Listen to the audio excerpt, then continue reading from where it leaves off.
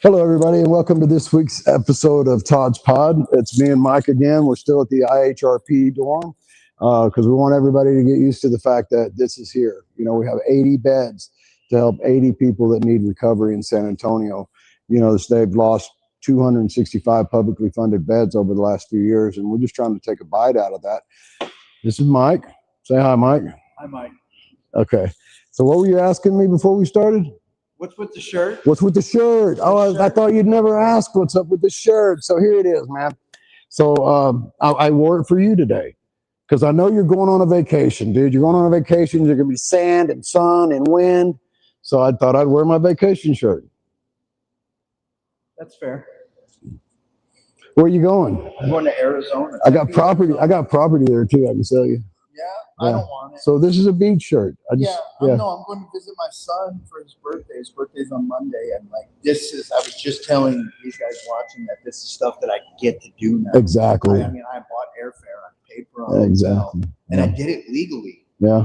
You know, it's great.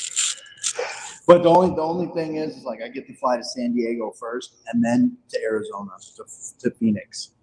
Well, at least I get to go to California for the first time in my life. Not going to leave the terminal, but I can say I've been to California. Yeah, it's definitely an interesting airport. I was out there not too long ago when I went to Washington State. That's one of the ones we flew through. Yeah. So no, I just wore this because you're going to be in the sand and the sun and the wind.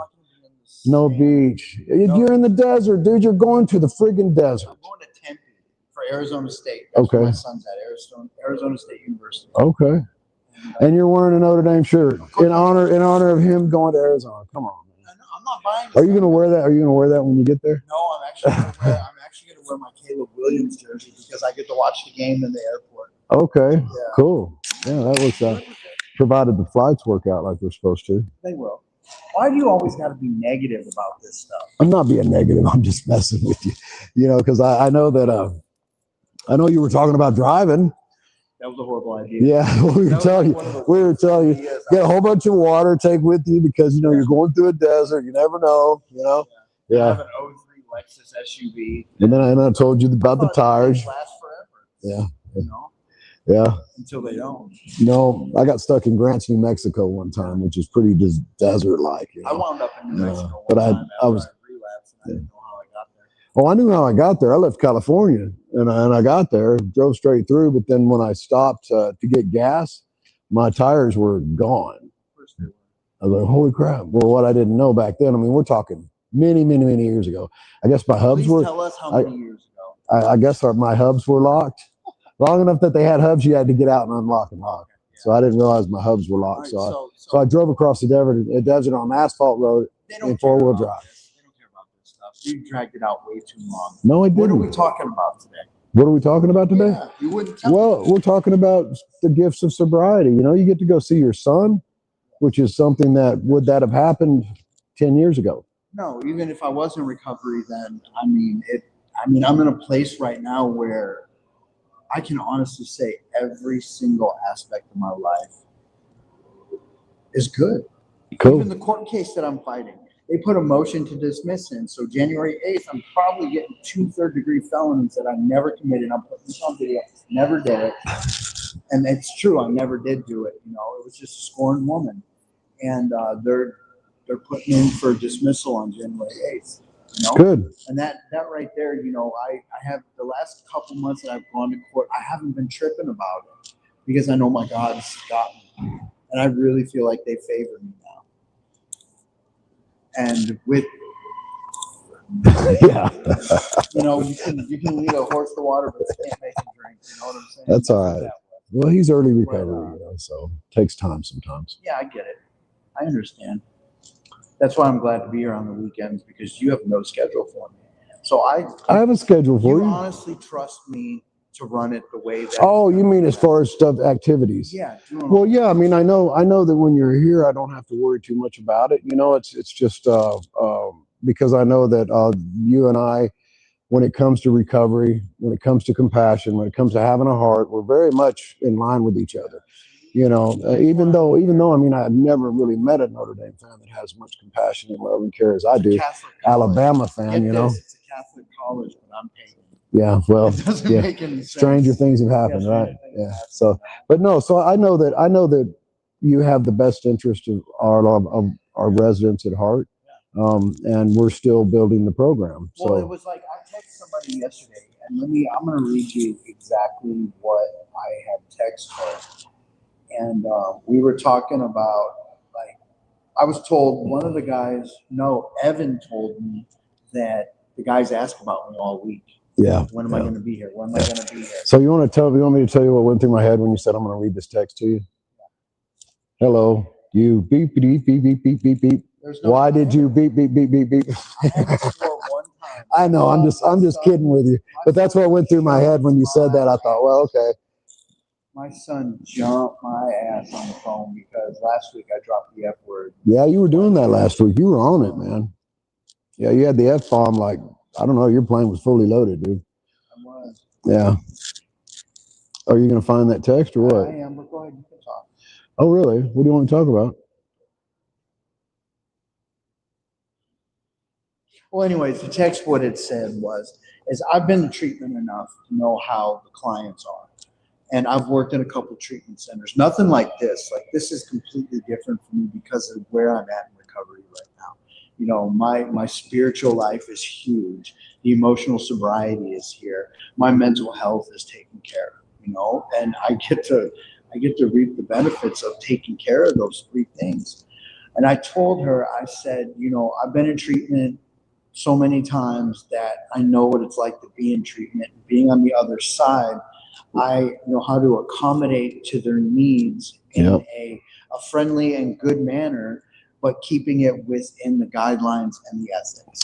Yeah, and you know, you can. The way I like to look at it is that we got to love these guys till they learn how to love themselves, because that's what happened to me when I went to treatment. You know, I didn't care too much for me at all, but the people that helped me in my recovery and my treatment, they loved me till I could learn to love myself, and that's what we got to do here. And I keep those memories of my time in treatment very fresh in my mind. Because it's like you say, we can put ourselves in their shoes and we understand, you know, if we have an argument with one of them, I kind of expect that. I had one yesterday. I told him, I said, dude, I get it, man. I've been where you're at. And you were a lot more polite than I was, you know. Like, I remember my first time in treatment in 2012. I was at the original IHRP of Red Haven. And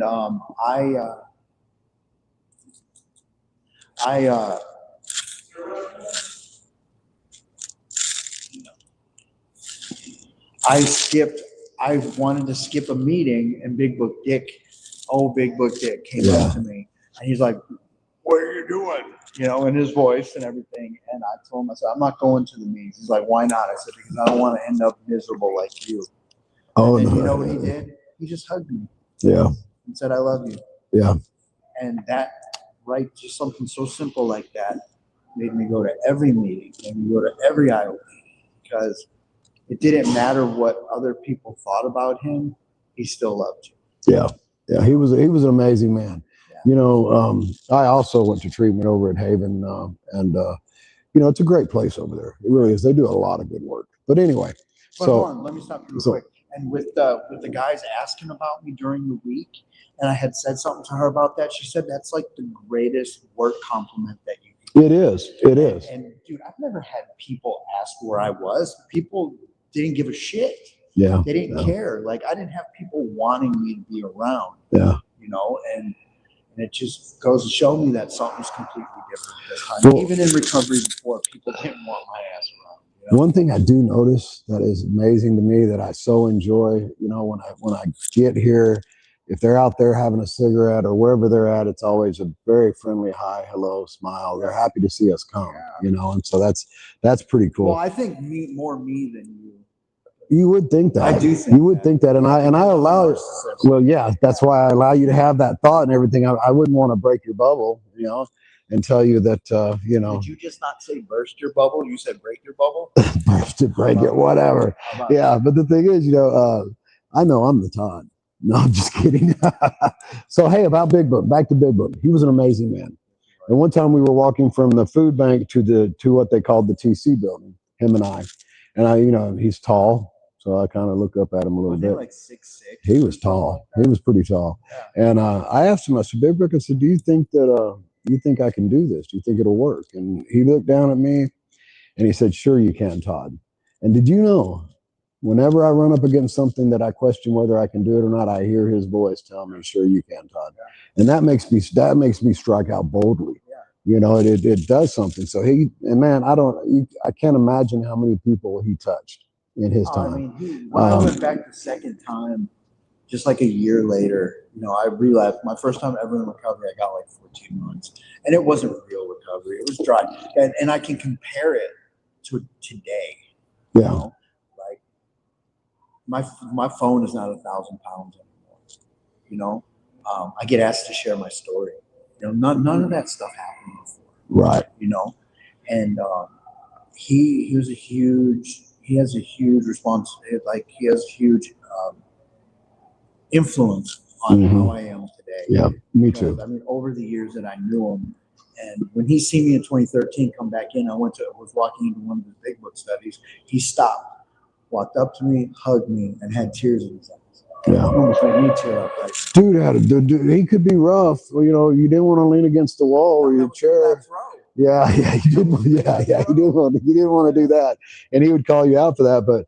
But he had a compassion that if I could, that would rival no other. You know, I wish that I could, I would like to model and repeat that open-heartedness and compassion that he had. But man, that's a lot. You know, it is a lot. Guys going through there's always 80 guys at a time in there. Yeah, Constantly cycling out, cycling back in. And that's what we're doing here. We're going to have 80 guys, and I'm ready for it. Oh, I am too. You know, but the thing is, what you got to remember is like Big Brook, for instance. Okay, so he had a huge influence on my recovery, which in turn had a huge influence on my wife, huge influence on my kids, huge influence on my grandkids. Exactly, the person I became in recovery. My family wouldn't even talk to me. My wife filed for divorce before I got sober, right? But when I got into recovery and got sober, I didn't anticipate my family ever talking to me. I'd just come to decide that was just my lot in life. They were never going to say that. Yeah. Because like I thought this time, because of going to prison and making all these promises to my son, and you know it's crazy. He even admitted it the other day. He said, "You are doing everything you said you were gonna do." Yeah. You know, because it's time. You know, yeah, he's 18 years old. He's gonna be 19 on Monday. Like, holy shit!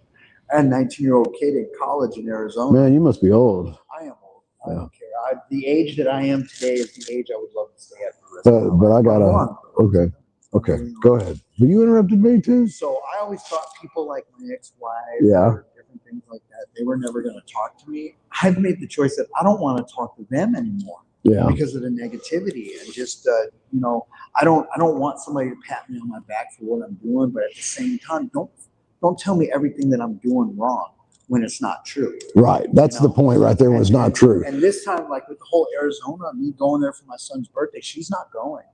Like my son wants me there, and she got upset. She thinks I'm trying to one up her because it's new to her, and I'm not. You know, because I've never been able to do anything like this before. Right. And I'm okay. I'm happy to spend the money. I would spend $10,000 to go see my son for 3 days. Right. Because I get to, and we have a relationship. Yep. You know, I thought I was going to lose him because of prison, heroin addiction, and you know, he was mad because I never came around when I was using. But I also didn't want him to see me in that state. Yeah. Because when I went to prison, I was 165 pounds. I'm like 215 now, you know, and I'm healthy, and it's healthy weight, and like I have to drive to go to the gym every morning during the week, you know, and I never thought like this before. The way that I think today came from maturity. Prison matured the shit out of me. Yeah, it really did, because I stayed to myself. I didn't get involved in the shit. I got to work on myself. I got to do things. So when I got out, I already had somewhat of a foundation set. I went to prison with a head full of AA, you know, and came out, and everything that I get to do every single day, I'm very grateful for, because I mean, I've talked about it other times. Like I've OD'd 6 times in a year, And obviously, my gods are trying to keep me alive for a reason, Yep. and that I have a purpose, and I'm starting to really see my purpose. Yeah, I can relate to that. I definitely I'm in awe and I'm humbled by what my God has done through me, that he chose me to be a vessel to do all this stuff, and I'm grateful that, before recovery, I wouldn't allow that. Right. But now that I'm in recovery and I have that peace and that serenity and everything, I can feel it in such ways I've never felt it before, What's crazy? and I know what I'm doing is good and right and just. So what? What's crazy is you believe in one God, I believe in a different one, and we're both sober and we're both fucking happy. Excuse me. Right. There you go again. Now you're going to call your son to be dropping. I told you last week, when you start saying that word, you can't stop. You just keep saying it over and over. Side of Chicago. Is it? It is. Yeah. But Okay. no, we and this is evidence that when they say find the God of your understanding, That's it. You Could have be a anything. God that's keeping you sober and you're happy. My gods and goddesses keep me sober and I'm happy. Right. So there must be something to this. Right. The first step, Right. the second step, and the third. Yep. And I think that people who try to judge our walk or judge our path, either they're not in recovery or they don't have the greatest recovery. And another thing that's crazy is, outside of AA, I'm attracting other pagans to hang out with and friends and different things like that. And it's crazy because I didn't think there was a big following like what's being shown to me. Yeah. That's badass. Yeah. It's great Yeah. to be able, because yes, I do not mix well with Christians. We mix fine. We're fine, but you also understand what I believe, and I understand and there's boundaries. So understand that, but now you have to realize that I believe Christianity, true Christianity. It's not my job to judge you. Right. It's just my job to love you and support you. I do all the time. I do that all the time because it drives me crazy when people of religion, start judging people, because I grew up Southern Baptist, which is real judge. That's totally the problem. Yeah. That's totally it. Well, that's a kind of a judgy thing. That's a condemning thing, but I don't think that the way that I see the Bible and what it says in there is that I'm not supposed to judge anybody. I'm only supposed to help them, period. And so I try to live by that. And it's evidence in my walk, evidence in your walk, that people can have two completely different backgrounds in recovery and get along great, and get along fine. It's amazing. Completely polar opposite. Yeah, from what it used to be. Yeah, I think. It used to be crazy back in the year 1000. They were taking pagans and burning them at the stake. Well, pagans were chopping off Christians' heads, so come on. Yeah. And see how far it dates back with the Right. fights? Yes, yeah, I understand. I do. And I wish the whole world would get on. But anyway. Well, we don't call our faith religion because I don't call my faith religion. But it's organized. But when I say religion, that's what I mean. Is like, religions. Certain religions judge certain people in certain ways, and I don't think that's welcoming or all encompassing. I think that you have to welcome everybody, no matter where they're at in their walk or their spectrum, whatever you want to say. You have to be welcoming, and you have to show your life just like you show your life. We have to show them there's happiness, there's joy, there's serenity, there's peace, there's spirituality.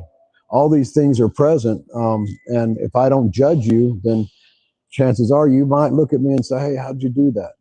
And then I can take you to a meeting. I can show you how I got sober, stuff like that. Totally. Yeah. So now with your walk being different from my walk.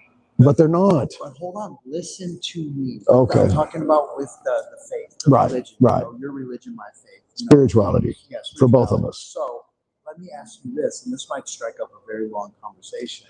Well, we can, but the evidence. Go ahead. Okay, you're sober with your God, Jesus, what you believe in. Mine is a pagan faith with Odin, Thor, Freya, Frey, Lord, all that. Does that make somebody like you that's a Christian believe that the evidence is enough to show that there are actual gods? Other gods? Well, I'm not going to say no. I mean, my God told me to put no other God before him. So, right. Well, but when he said that, and it's written that way, that tells me that you're right. There must be other gods, and other, whatever, it can be whatever you choose to call it. But I don't think that my spirituality, I call it spirituality. I don't call it religion because I'm not any specific religion, right? And I think by saying spirituality, it allows me to be my own man, make my own decisions, and judge the world as I see it. And as I see it, I'm not supposed to judge the world. So I don't know. I don't know the answer. If you ask me what my God looks like, I can't tell you that. I don't know. But I do know he did say don't put any other gods before him. So that means my God's acknowledging there's something out there. Yeah. So he's acknowledging. I don't know about before or after, whatever. Maybe all at the same time. I don't know. That's why they call the Norse gods the old gods. Well, because of the Christianity thing, where there was only one person that was. Well, it was old gods to them because they were introduced to Christianity long after they were set in their ways, right? So to them, the Christianity was the new way. New God, their gods were the old gods. That's why it's old and new. I mean, we don't know how old either one of them are, really, to be honest about it. We don't. And anybody that tries to tell you they do, I mean, it dates back so far with my faith that there isn't a lot of written evidence, So what I'm hearing here, and I want to make it clear for everybody out there, is spirituality is a huge part of your recovery. And it's a huge part of my recovery. So if you're looking at this thinking, oh man, I don't want to hear them talking about this. Well, when we say God or we say Thor, when we say our gods, we're telling you that you can choose your own God. Any God that you choose to have. If it helps you stay sober, that's what counts. The Egyptian, the Greek, the Roman. Don't let people decide your path. Somebody comes on and tells you that, hey, you got to have it exactly like me. It's not going to work because you're not exactly like anybody else. No two people are ever the same. My previous tries in recovery, that was presented to me because in IHRP we were forced to go to church, we were forced to do this, we were forced to do that. Like at the end of an AA meeting, I do not say the Lord's Prayer. And that's your prerogative. I have my own prayer that I say because it's a Christian prayer, and I don't worship the same God that actually 99% of the room does, Right. And I was led to believe in all the times. I was led to believe that I had to believe in what everybody else believed in, and by doing that, I could never connect with it. So I never had a prayer life. I never had a spiritual life. This is the first time in, I'll have 2 years on December 1st. So it's the first time in 11 years from when it started that I found something I connect with. I even built like an altar at my house because I can't we don't have churches or places we gather just on every street corner like all the other churches, So I had to build my own thing. And by doing that, it made it personal to me. Yeah. And that's what I needed. I needed personal, like the personal faith. I needed to understand that what I believe in is keeping me sober. You said it that one time. You said, "Is it keeping you sober?" I said, "Yeah." He said, "And who gives a shit?" Yeah. Who cares? Really, that's yeah. It's. I hate it when people say, well, he's going to have to stop believing in this and start believing in that, or he's going to have to, he can't go to AA anymore. He has to go to NA, or you can't go to NA because you drink alcohol. Well, I don't buy any of that crap. I think I do actually qualify for almost every room there is out there. I do too. Yeah. All the A's. Right. Yeah. All the A's.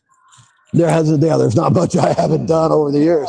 I mean, you ask me what my drug of choice is. It's like, what decade or year do you want to talk about? The great part is we can sit here today and we can laugh about it and talk about it. Yeah. I'm not ashamed about anything I've done. No, I was at a meeting this morning and the topic was talking about the dual diagnosis situation, with addicts having mental health. Well, I believe all addicts, alcoholics, they have some kind of mental health because if you've been to your bottom, That's a very bold statement right there. Think about it. If you've been to your bottom, You can't say that you haven't been a little depressed. You can't say that you're a little anxious, and you cannot say that you're not a little bit paranoid. Yeah, but could that be drug induced? Of course, yes, of course, 100%, 100% it can be. So Because there's behaviors when I was drug induced that I displayed that could have been classified as mental health or whatever. it probably was mental health. It was conditional. Right, But conditional, now, exactly. I'm stable on meds for the first time in 7 years. Right, right. And And that's a gift of sobriety. So, and the thing is that, y'all don't take this the wrong way, but a lot of old timers, if you ask them about mental health, they'll get mad. They don't talk about it. Stigma. Yeah, it's a stigma for them. And so, well, it's not as much. It's not as much a stigma as it used to be. Slowly but surely, we're starting to make changes and make things more acceptable. But I think that if people overlook that part of it, I mean, they're missing a huge part of recovery. Because if I hadn't worked on both of them at the same time, I wouldn't be sitting here like this. You know, it would have not done the same thing. But When I don't take my psych meds, I shoot heroin. And I think the heroin is self-medicating. It probably is. No, it's not. I'm 100 times worse. Well, right, but it's still, you know, for me, for me, I think that I think I was trying to discover clarity, because every time I got higher, I got drunk, all this busyness and cloudiness in my head would kind of slide over a little, so it's there, so I could see and I could talk and I could kind of have some moment of clarity. Right, that moment of clarity. And so in recovery and working on my mental health, because I had 7 different diagnoses. I had a lot. Yeah. Well, I had a lot, right? Yeah. Well, come to find out that every one of my diagnoses fell under that symptom of PTSD. And it ended up getting diagnosed with complex PTSD. It took me 3.5 years of hard work. But all that cleared up, dude. I have clarity now. It's like I'm on the ultimate high that I was always looking for. So yeah, I think a certain amount of of everybody's addiction, alcoholism, is self-medicating. You know, to some degree. Either for pain, trauma, you know, different things like that. And it doesn't have to be physical pain. I used to escape my reality because I did not like exactly. Right. I didn't like who I was. I dropped out of high school because I hated everybody that was there, because everybody, kids are assholes. Yeah. They are. And doing that, I dropped out, and I shot heroin for the first time at 17 years old, and I did not honestly stop until the last time I used was November 30th of 2023. Yeah. I mean, that's 26 years Yep. on and off. Yep. You know? And everything came with it, but here I am. Well, you know, for me, I've done the math, right? And I was out there for 41 years. That's crazy. Yeah. How old are you? I'm not telling you, man. You gotta be in your 50s. I'm 38 years old. How are you out there for 47 years? Oh, that's right. So I'm 45. That's it. Yeah. You started at 1 year old? Maybe. Okay. It's good for you. Yeah. Anyway, no, I don't talk about my age because I don't feel my age. I think age is truly just a number, dude. I feel better than I've ever felt in my life, and healthier than I've ever felt. Mentally, emotionally, physically, I'm in the absolute best shape. Yeah. But yeah, so I'm older than 41. And you're younger than. And think about it. Well, now if you do the math, well, I don't know about that, but if you do the math, so 41 years out there, I started drinking when I was 9, and I've been sober 8. So you're like 58 years old. You don't know math, dude. Oh, that is 58, isn't it? Yeah, sure, that's it. Yeah, I'll take 58. That's good. My math is off somewhere. Are you like as old as my mom? I don't know. How old is your mom? My mom, she was born in 56. No, I'm not that old at all, dude. I was not born in that decade. What are you talking about? Okay, you were born in 63. No, I wasn't born then either. It doesn't matter. Why are we talking about this? Because it doesn't matter. Exactly. That's what we do. We talk about stuff that don't really matter. Yeah, anyway. All right, we got to cut it. You got anything to say before we go? Nothing? I really don't. All right. I mean, you still have your spiel about here. Yeah, of course. So do what you got to do. Well, I'm sorry, I don't mean to. I don't want to. Why don't you do the I spiel? don't want to take. Why don't you do the spiel? Because I don't know it. Like yes, that. you do. I'm only here 3 days out of the week. $3,000 a week. Well, anyway, basically what he's talking about is that this is not a funded program, not government funded or anything. It's pretty much privately funded by private donations. So we do need help. The website, opportunityrecoverygroup.com. You can get on there and you can see where you can donate, or we need winter clothes. We need shoes. We need pants. We need shirts. There's just, if you can think about day-to-day life and what you use in your day-to-day life, we probably need it, because we're going to have 80 individuals. Right now we're, I think, at 11. So we're going to build up to 80 guys. So we're going to need a lot of stuff. So if you, yeah, hoodies, lots of hoodies and whatever you got extra.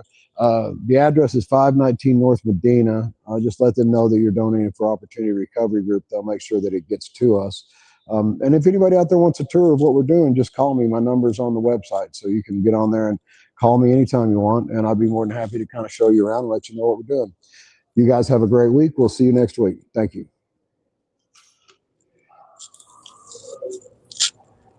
We had 1,200 viewers last week. No, we didn't.